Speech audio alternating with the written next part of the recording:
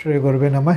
सर्वे भवन्तु सुखिनः, सर्वे सन्तु निरामया, सर्वे भद्राणि पश्यन्तु माँ कश्चित् दुख भाग भवेत्। मित्रों, आप सबका अभिनंदन है। 3 लोगों की जयंती है। देश के लिए जिन्होंने अपना सर्वस्व निछावर कर दिया, जिन्होंने संघर्ष किया और अपने पौरुष, अपने शौर्य का लोहा मनवाया, जिससे कि धरती भी कांपती थी। अकबर, औरंगजेब और अंग्रेज़ों से जिन्होंने लोहा लिया, वैसे वीर सपूतों के लिए हम आई नमन करते हैं, उन्हें याद करते हैं। और सबसे पहले हम बात करें तो महाराणा प्रताप हैं, उसके बाद महाराजा छत्रसाल, फिर बिरसा मुंडा। बिरसा मुंडा के लिए आदिवासी लोग भगवान मानते हैं और बिरसा मुंडा का अपना बहुत अधिक देश की स्वतंत्रता के लिए बहुत बड़ा योगदान है। मित्रों, एक और बहुत अच्छा दिन है आज के दिन। हमारे आदरणीय प्रधानमंत्री नरेंद्र भाई मोदी जी तीसरी बार देश के प्रधानमंत्री बनने जा रहे हैं और आज वो शपथ लेंगे।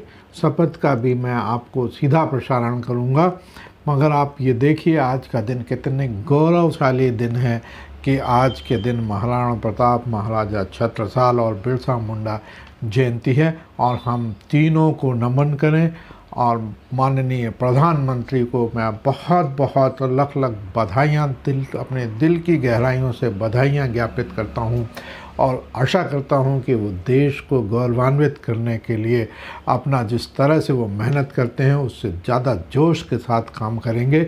हम पूरी 140 करोड़ देशवासी उनके साथ हैं और विकास के हर कदम पर उनके साथ कदम से कदम मिलाने को तैयार हैं।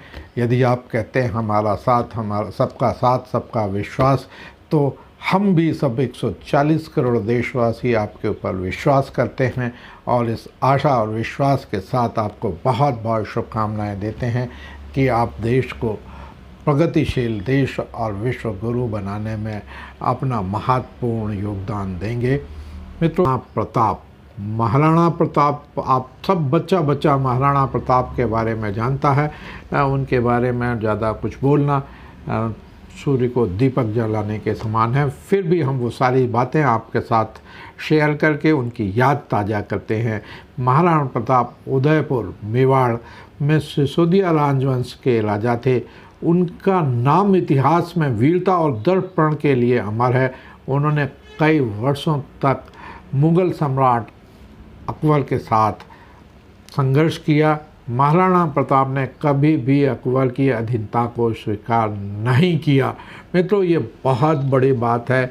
जब बहुत सी रियासतें मुग़लों के अधीन हो गई थी और मुग़लों की जी हुजूरी करती थी, वैसे समय में उन्होंने बड़ा संघर्ष किया और लोहा लिया, मुग़लों को कईयों बार हराया है।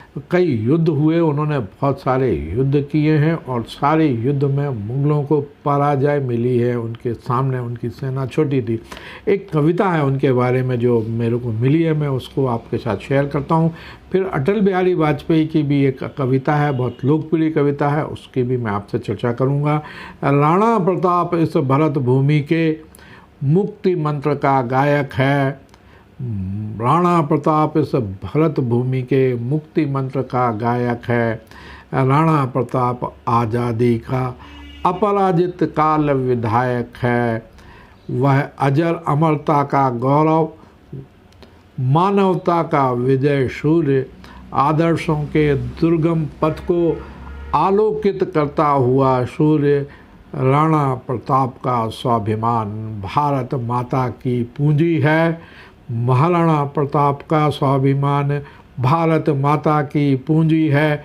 ये वो धरती है जहाँ कभी चेतक की टापें गूंजी हैं।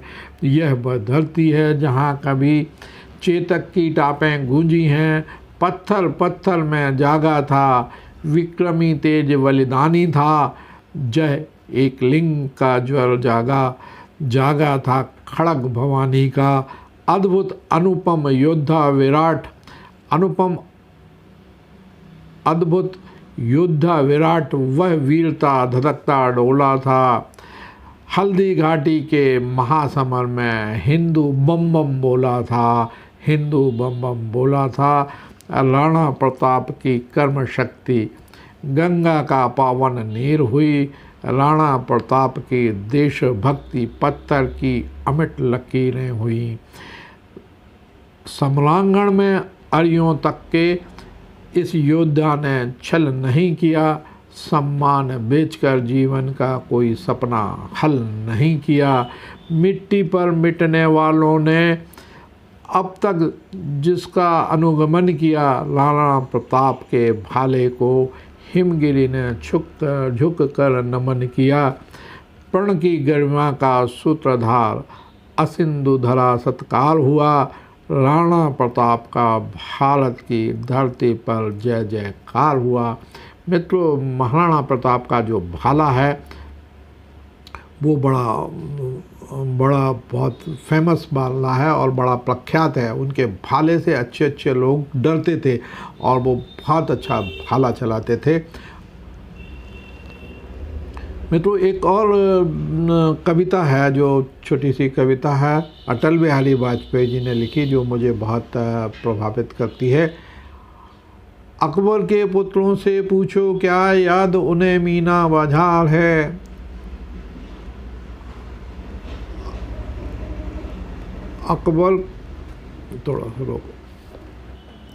अकबर के पुत्रों से पूछो क्या याद उन्हें मीना बाजार है।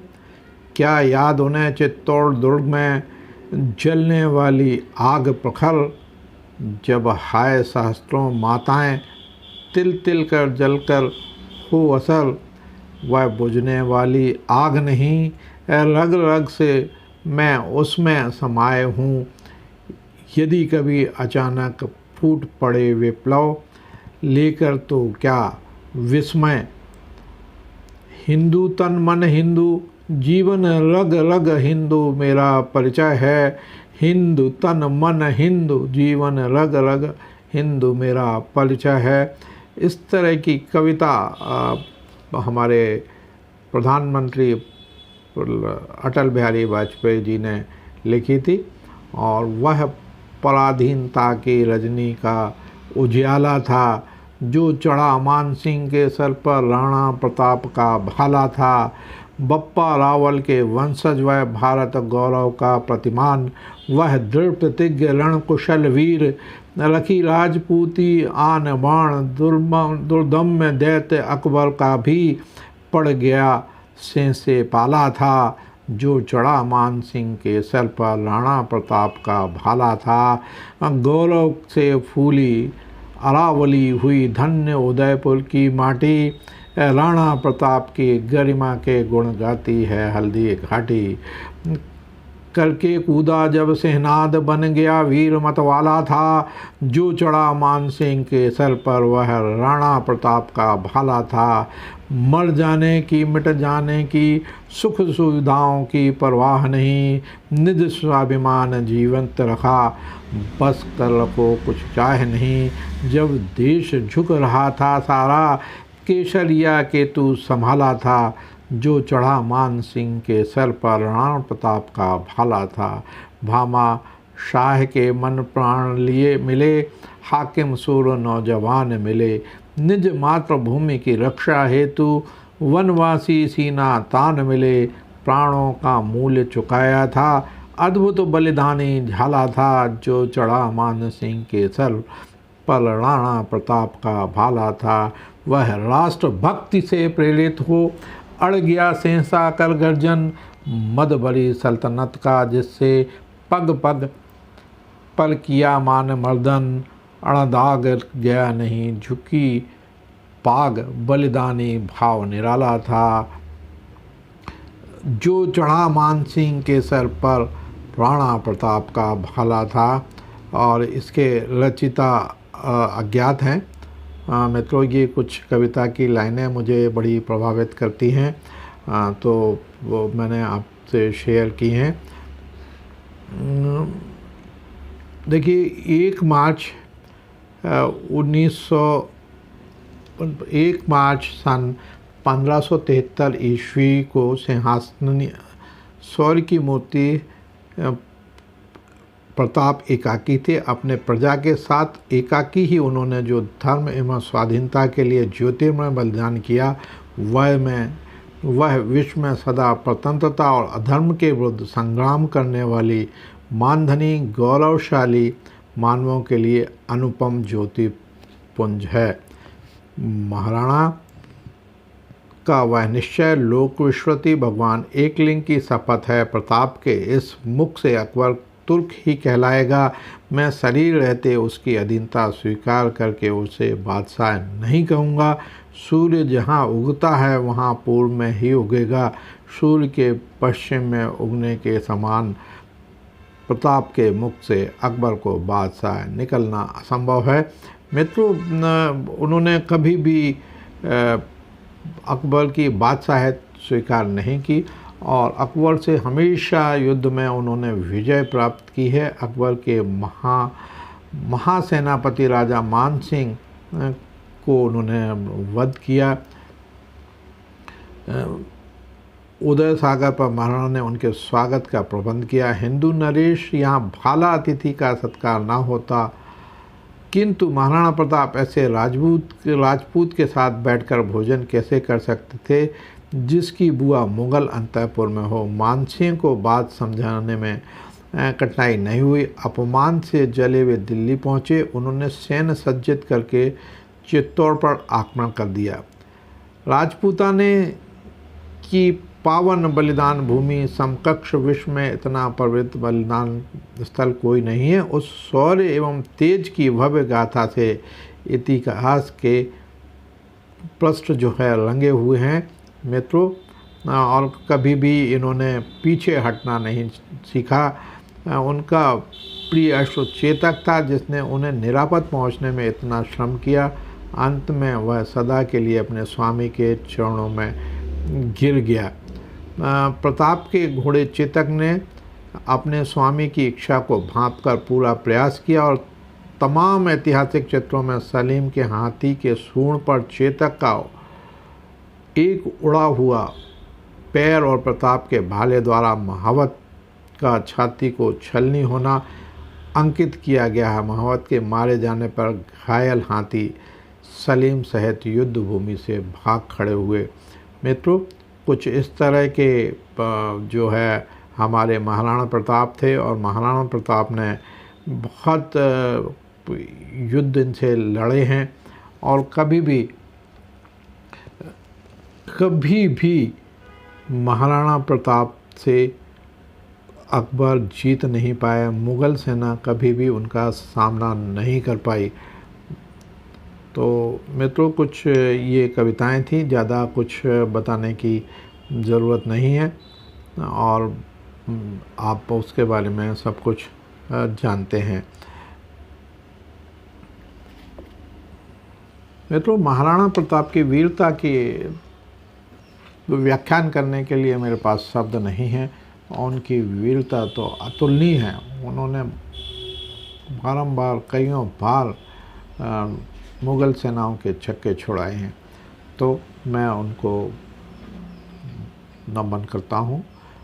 और आगे हम बात करते हैं महाराजा छत्रसाल। महाराजा छत्रसाल बुंदेली के बहुत बड़े वीर माने गए हैं और यह जो रियासत है पन्ना रियासत के महाराजा थे और 1678 में इन्होंने पन्ना को राजधानी स्थापित की थी।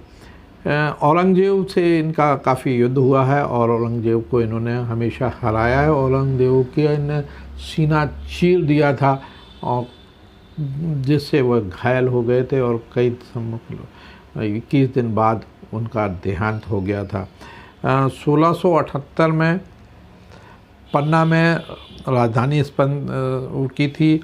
विक्रम संवत 1744 में योगीराज प्राणनाथ के निर्देशन में छत्रसाल का राज्याभिषेक हुआ था। 1649 में मैंने बताया 1649 में इनका जन्म हुआ था और 81 वर्ष की उम्र में इनका निधन हुआ। छत्रसाल की मृत्यु पर जो है मऊ सानिया जो छतरपुर ज़िले में आता है में 4 दिसंबर 1731 को हुई थी और मऊसानिया में एक स्मारक बना हुआ है और एक बहुत बड़ा संग्रहालय बना हुआ है। औरंगजेब को बुंदेला राजा वीर छत्रपाल ने उनका शरीर चीर दिया था। 3 माह तक बिस्तर पर वो तड़पते रहे थे और 1707 में उसकी मृत्यु हो गई थी। इनका जो है घोड़े ने इनकी बहुत मदद की थी। एक बार जब घायल हुए थे तो घोड़ा इनको बचा लिया था। उन्होंने भले भाई की उपाधि दी थी। महाराजा छत्रसाल की जो तलवार है वो आज भी लंदन के जेम्स पैलेस में रॉयल कलेक्शन ट्रस्ट का हिस्सा है। मित्रों, ये तलवार हमको लंदन से वापस लानी है और हम इसको शासन से अपेक्षा करते हैं कि ये तलवार वापस लाएगी। देखिए, बुंदेली रियासत बुंदेलखंड के बहुत बड़े वीर थे, तो इनके बारे में कहा जाता है, छत्ता तेरे राज पर, छत्रपाल को छत्ता कहा है, छत्ता तेरे राज पर धक धक धरती होए, जित जित घोड़ा मुँह करे तित तित पत्ते होए। मतलब पत्ते होए अर्थात विजय होती थी। जहाँ जहाँ घोड़ा जाता था वहाँ वहाँ विजय होती थी। इत जमुना उत नर्मदा, एक तरफ जमुना दूसरी तरफ नर्मदा। इत चंबल उत टोंस, एक तरफ चंबल नदी और दूसरी तरफ टोंस। छत्रसाल सो ललन की रही ना कहूँ हौस। मतलब ये उनकी राज्य की सीमाएं थी। एक तरफ जमुना नदी, दूसरी तरफ नर्मदा नदी, एक तरफ चंबल, दूसरी तरफ टोंस। और छत्रसाल को ललन की रही ना काहूँ हौस।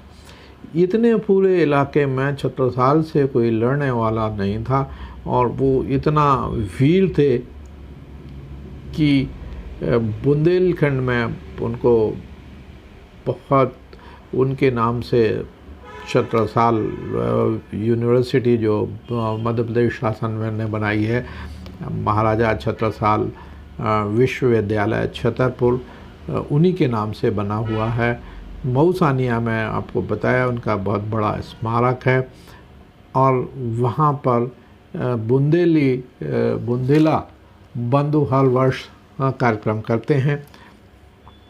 भारत माता का वक्ष स्थल जो है बीच माने जाने वाले बुंदेलखंड, जहाँ पर ऊंचे नीचे पहाड़, जंगल, पत्थरों से भरी जगह, मगर फिर भी पूरे ब्रह्मांड में यहीं एक ख़ास जगह जहाँ पर छत्रसाल जी महाराज का जन्म हुआ था। श्री चंपत राय और उनकी तीसरी पत्नी लाड़कुड़ी दोनों शाहजहाँ की आंखों में खटक रहे थे। मुग़ल सेना चप्पे चप्पे पर इनका वध करने के लिए उन्हें खोज रही थी और रानी पेट से थी, मगर फिर भी इन्होंने हिम्मत नहीं हारी। चंपत दंपति ने एक सुरक्षित स्थान चुना जो झांसी से पूर्व कंचनहार की पहाड़ी पर था। वहीं पर रानी सारंधा को प्रसव पीड़ा हुई। तभी वहाँ पर एक नेवला आया और रानी के निकट 5 स्वर्ण मोहरें रखकर विलीन हो गया।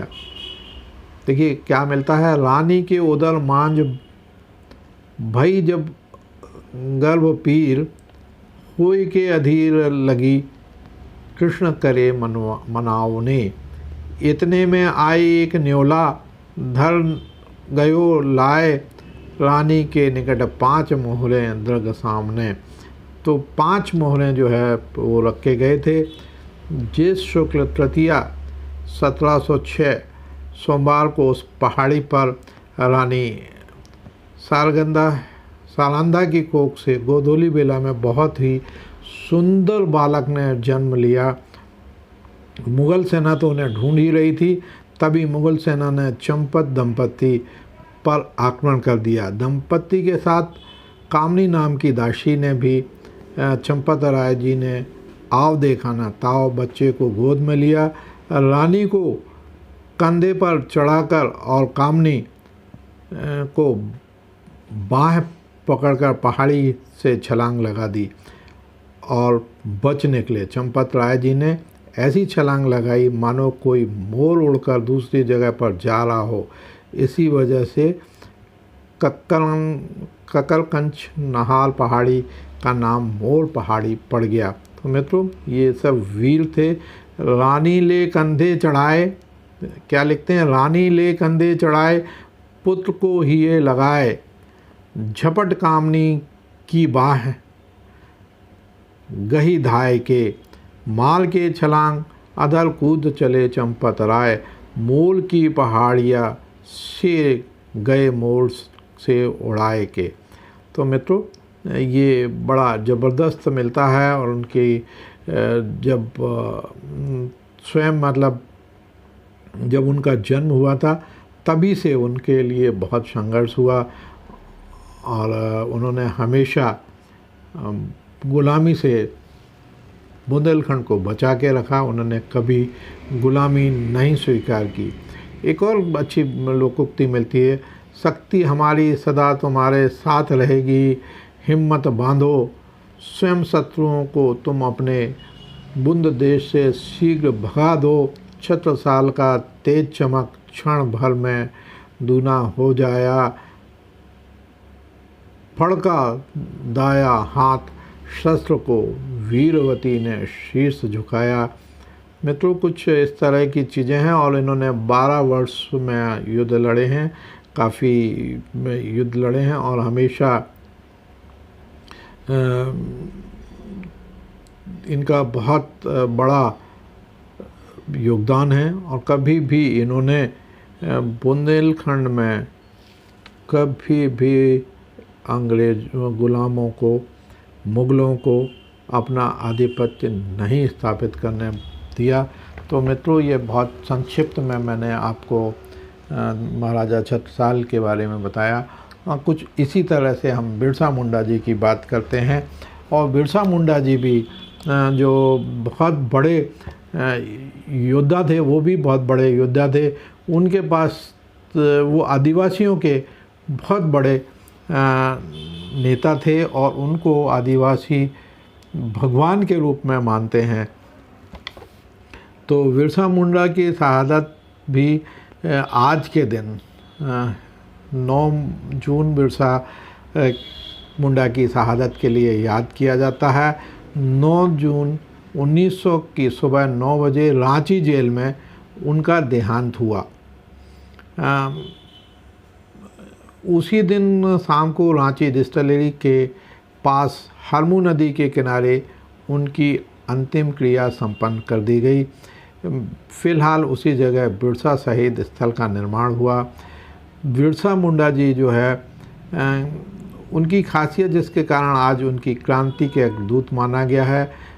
बिरसा मुंडा का जन्म जो है 15 नवंबर 1875 ईस्वी को चलकत के पास बम्बा गांव में हुआ था। उनके पिता का नाम सुगना मुंडा और माता का नाम करमी था। वे साधारण किसान थे। तो बिरसा मुंडा साधारण किसान थे और उन्होंने कभी भी ईसाई धर्म को स्वीकार नहीं किया। उनके ऊपर काफ़ी दबाव रहा, परंतु कभी उन्होंने ईसाई धर्म नहीं स्वीकार किया और उन्होंने गांव समाज की सेवा की। लोग उनको धरती आबा, बिरसा, भगवान, क्रांति दूत आदि कहने लगे। चलकत में भीड़ उमड़ने लगी। झारखंड का जो इतिहास है, विद्रोही का इतिहास है। बंगाल का मिदनापुर ज़िला 1760 ईस्वी में ही अंग्रेज़ों के अधीन आ गया था। देखो, 1760 में अंग्रेज़ों के अधीन आ चुका था। मुग़लों से बिहार बंगाल की दीवानी मिलने के बाद 1767 ईस्वी में अंग्रेज़ों ने मिदनापुर की ओर धालभूगढ़ पर आक्रमण किया। 3-4 वर्षों के अंदर पलामू किला पर भी उनका कब्जा हो गया। धीरे धीरे झारखंड के राजा महाराजा जागीरदार उनकी अधीनता स्वीकार करने को विवश हो गए। 1793 ईस्वी में स्थायी बंदोबस्त की शुरुआत की। जंगलों पर भी जमींदारों का अधिकार हो गया। स्थायी बंदोबस्ती के प्रावधानों के तहत मालगुजारी नहीं देने वालों की ज़मीन जायदाद नीलाम की गई। झारखंड ज़मीन की जगह कोई कर नहीं लगता था। ज़रूरत पड़ने पर चंदा बेहरी से काम चलता था। जंगल ज़मीन पर आबाद करने क्षेत्र में खुंट कट्टी, भुईहरी और कोड़कर हक कहा जाता था। नए कानून के तहत मालगुजारी नहीं दे पाने के कारण ज़मीन नीलाम की जाने लगी। विलियम हंटर के अनुसार इस कानून के कारण तत्कालीन बंगाल में आधी से अधिक ज़मीन सूदखोरों महाजनों के हाथ चली गई। यहाँ के लोग अपने खानदानी हकों से और इसी का विरोध बिरसा मुंडा के पहले बुंडू तमाड़ क्षेत्र में 1793 से 1820 तक रुदु मुंडा, कोंता मुंडा, बिसुन मानकी ने इस आंदोलन की अगुवाई की और 1831-32 में सिंहराय बिंदराय मानकी ने बंदगांव से कोल विद्रोह का मशाल जलाया। 1855-56 में संथाल परगना सिंधु काहू ने संथाल हूत का सूत्रपात किया। 1857 में विश्वनाथ सहादेव, गणपत राय, शेख भिखारी, नीलांबर पीताम्बर ने अंग्रेज़ों के पसीने छुड़ा दिए। तो बिरसा ने अपने लोगों को कमजोरियों और बुराइयों को दूर करने के लिए ज़रूर समझाया। बिरसा धर्म, इसके लिए उन्होंने बिरसा धर्म चलाया। आंदोलन के दिनों में उन्होंने इस काम की जिम्मेदारी सीमा मुंडा को दी। राजनीतिक आंदोलन डोंका मुंडा को दिया। भरमी मुंडा गया। मुंडा उनके अभिन्न साथी थे, गांव-गांव के प्रचारक भेजते थे। बिरसा आंदोलन के 2 चरण थे। पहले चरण की शुरुआत 1895 में हुई थी, जिसमें सरदार आंदोलन के अग्रणी गिदयुन एलियाजर और प्रभुदयाल उनके सहयोगी थे। 24-27 अगस्त की रात को उन लोगों ने कई जगहों पर आक्रमण की तैयारी की थी, पर सरकार को इनकी भनक लग गई। पुलिस अधीक्षक मेयर्स ने चलकद में बिरसा को गिरफ्तार कर जेल भिजवा दिया। नवंबर 1985 में उनको 2 वर्ष कैद और 50 रुपये के जुर्माना की सज़ा हुई। 30 नवंबर 1897 को बिरसा हजारीबाग जेल से मुक्त हुए। उनको कड़ी ताकीद के साथ चलकद भेज दिया। इधर युद्ध की तैयारी चलती थी। 24 दिसंबर 1899 को आंदोलन का दूसरा चक्र शुरू हुआ मित्रों, और फिर बिरसा मुंडा की अगुवाई में यह आंदोलन हुआ। बिरसा मुंडा जो है 25 वर्ष की अवस्था में उन्हें ब्रिटिश साम्राज्यवाद को चुनौती दी थी। उनका नारा था अबुआ दिसुम अबुआ राज, आज भी जिंदा है। प्रासंगिक इस क्रांति दूत की शहादत आज भी हमारे लिए मार्गदर्शक है। आइए हम उनको श्रद्धांजलि अर्पित करें और उनको हम नमन करते हैं। मित्रों, बिरसा मुंडा ने भी अंग्रेज़ों के कानूनों के विरुद्ध और अंग्रेज़ी रियासत के साथ जो है विद्रोह का बिगुल फूंका था और आदिवासियों का उन्होंने नेतृत्व किया था। उनकी मृत्यु जेल में हुई और उनको भगवान के रूप में आदिवासी समाज मानता है। मध्य प्रदेश शासन ने भी बिरसा मुंडा का बहुत बड़ा स्टैच्यू जबलपुर में बनाया है और उसमें बहुत कार्यक्रम, आज के दिन कई कार्यक्रम वहाँ पर आयोजित होते हैं। तो मित्रों, ये कुछ था आज 9 जून के बारे में। 9 जून में हमारे देश की 3 विभूतियों का जयंती है और हम तीनों को बारंबार नमन करते हैं। आज का दिन इतिहास में लिखने जा रहा है। जैसा आप सब जानते हैं कि आज माननीय प्रधानमंत्री नरेंद्र भाई मोदी तीसरी बार भारत देश के प्रधानमंत्री पद की शपथ ले रहे हैं और मैं बारंबार उनको भी शुभकामनाएं देता हूं आप सबकी ओर से। जय हिंद, जय भारत।